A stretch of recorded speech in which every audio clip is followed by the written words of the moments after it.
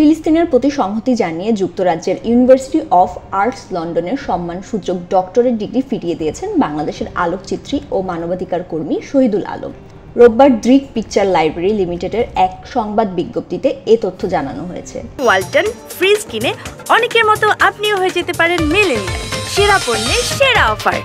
আলোকচিত্রের মাধ্যমে অধিকার প্রতিষ্ঠার লড়াইকে এগিয়ে নেওয়ার ক্ষেত্রে শহীদুল আলমের অবদানের স্বীকৃতিস্বরূপ 2022 সালে এই ডিগ্রি দেওয়া হয়েছিল। বিজ্ঞপ্তিতে শহীদুল আলম বলেন, ডিগ্রিটি নেওয়ার সময় ইউনিভার্সিটি অফ আর্টস লন্ডন মত প্রকাশের স্বাধীনতার প্রতি প্রতিশ্রুতিবদ্ধ ছিল। এই বিশ্ববিদ্যালয়ের শিক্ষার্থীরা ফিলিস্তিনের সঙ্গে সংহতি প্রদর্শন করেছেন।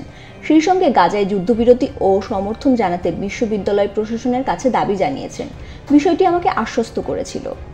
শহীদুল আলম আরও বলেন, কিন্তু এই স্বস্তি কেটে যায় যখন দেখি প্রশাসন, বিশেষ করে বিশ্ববিদ্যালয়টির বর্তমান উপাচার্যের অবস্থান ভিন্ন। শিক্ষার্থীরা বারবার বলেছেন তাদের কণ্ঠরোধ করা হচ্ছে। ইসরায়েলি বা ইসরায়েল অনুষঙ্গী সংস্থা ও প্রতিষ্ঠানের সঙ্গে অংশীদারত্বের মাধ্যমে যুক্তরাজ্যের এই বিশ্ববিদ্যালয়টি ইসরায়েলের দখলদারি, বর্ণবাদ ও চলমান গণহত্যার অংশীদার। এই পরিপ্রেক্ষিতে ইউনিভার্সিটি অফ আর্টস লন্ডনের সঙ্গে যুক্ত থাকতে চান না বলে বিজ্ঞপ্তিতে উল্লেখ করেন শহীদুল আলম। তিনি বলেন, সম্মানসূচক ডক্টরেট ফিরিয়ে দেওয়ার বিষয়টি তিনি বিশ্ববিদ্যালয়কে আনুষ্ঠানিকভাবে জানিয়েছেন। ফাহমিদা সৃষ্টি, মানবজমিন।